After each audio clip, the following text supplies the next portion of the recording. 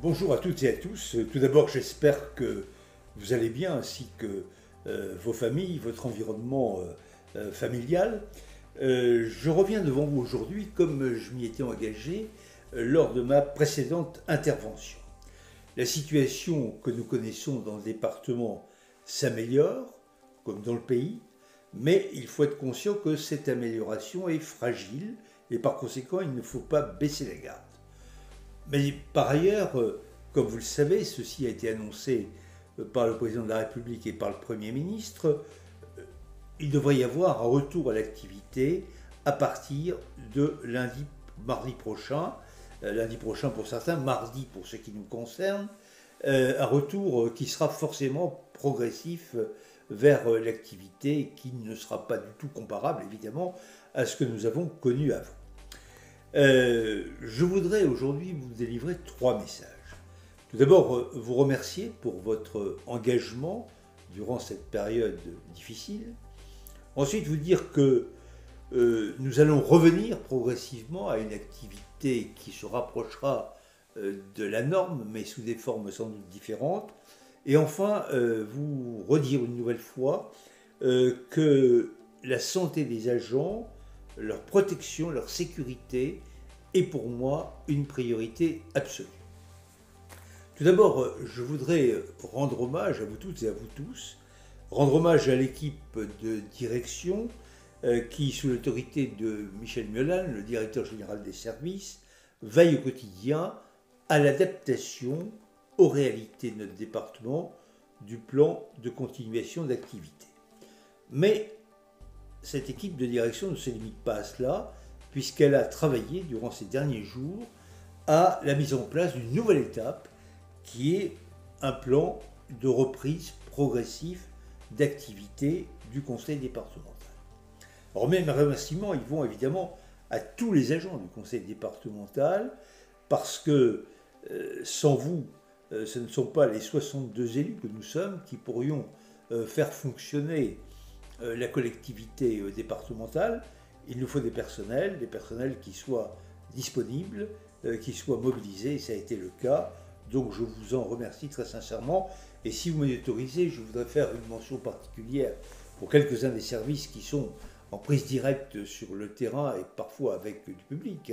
Je pense bien sûr au dispensaire Émile Roux, je pense à la PMI, mais je pense aussi à des services comme le service informatique, qui est extrêmement sollicité et sans lequel nous n'aurions pas pu véritablement travailler à distance comme nous l'avons fait jusqu'à présent.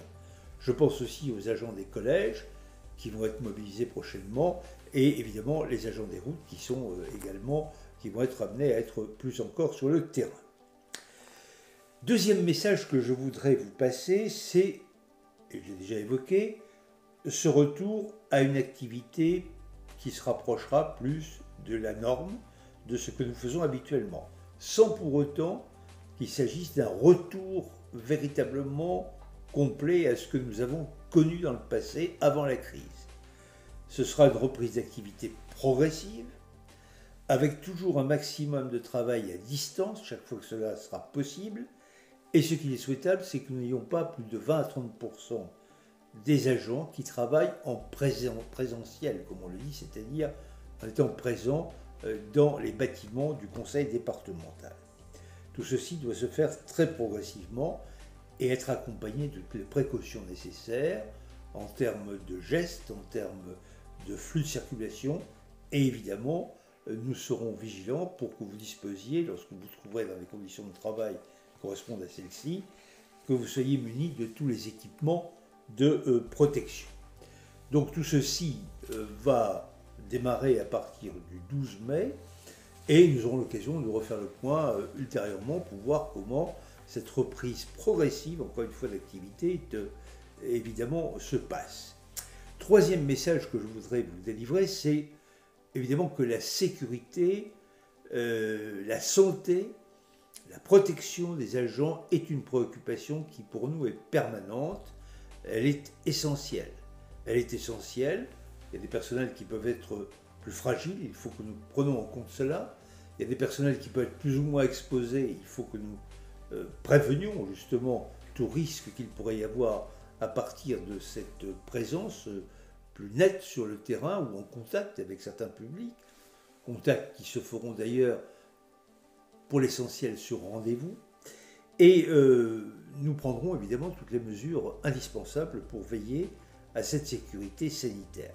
Et j'ai d'ailleurs décidé de convoquer un CHSCT qui se tiendra lundi, sous la présidence de Pierrette Dafixoret, la première vice-présidente, pour que les mesures qui sont envisagées sur ce plan de reprise d'activité soient étudiées de manière très sérieuse et que nous puissions partir en connaissance de cause pour tous les agents du département. Donc je vous demande de continuer à respecter les gestes de protection, les postures de protection, car même si la crise s'estompe, même si le virus circule moins, il y a néanmoins des risques où il peut y avoir des reprises malheureusement d'activité du virus, donc soyons très vigilants.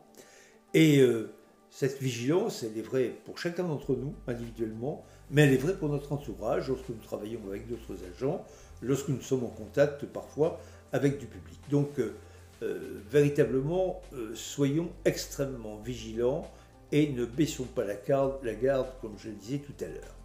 Donc j'aurai l'occasion de revenir vers vous fin mai, début juin, en fonction de l'actualité et puis de l'évolution de ce plan de reprise d'activité.